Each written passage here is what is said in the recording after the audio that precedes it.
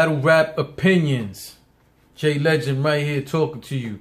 Salute to everybody who was at the RBE event. Salute to everybody who purchased the pay-per-view.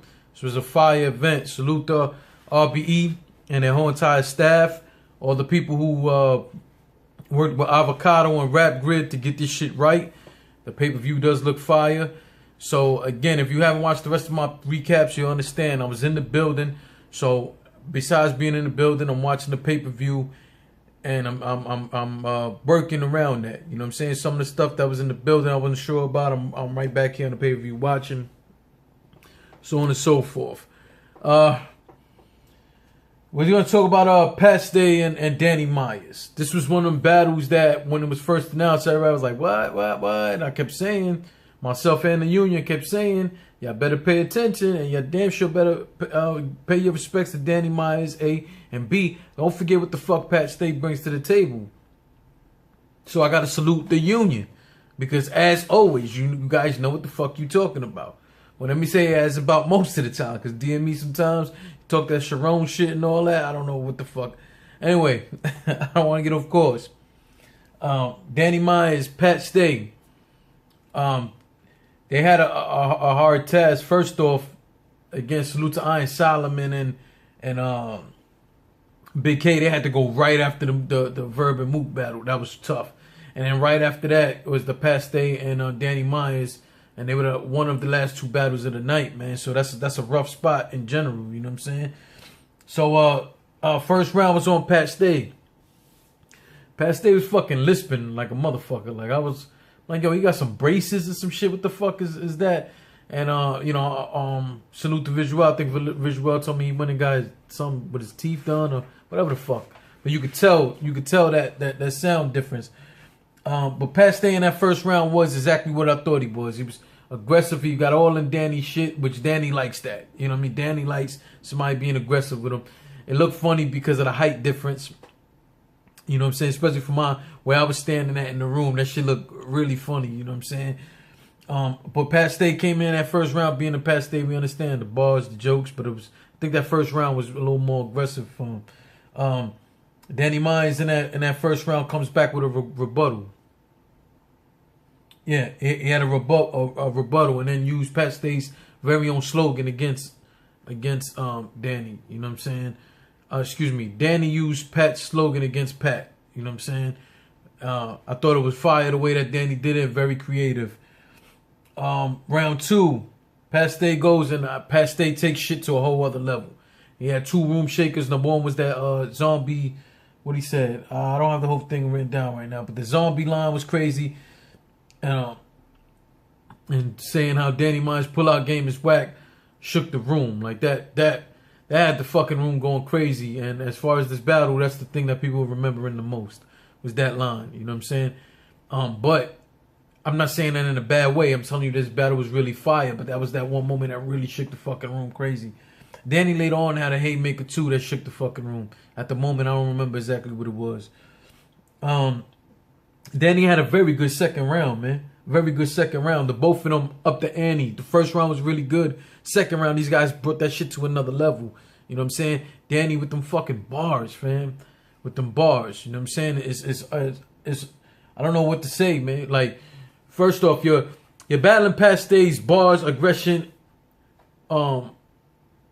jokes, plus his showmanship. You know what I'm saying?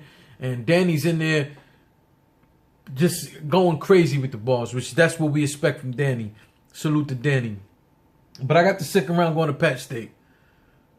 So we got the first round going to Danny, second round going to Pat Stay. Third round is on Pat Stay.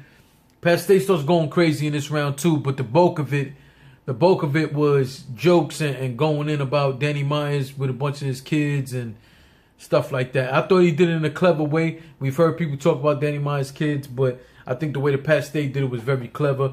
And he just had the room in the palm of his hand. Pat Stay definitely, both of them, brought the energy level up. See, Big K and Iron Solomon brought, it was dead right after the Mook shit.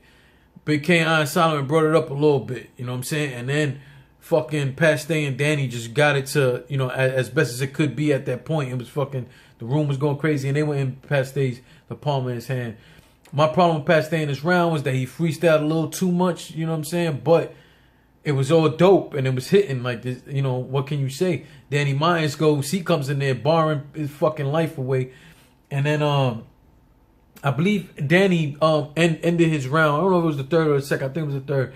He ended his round telling ARP, yo, go tweet that.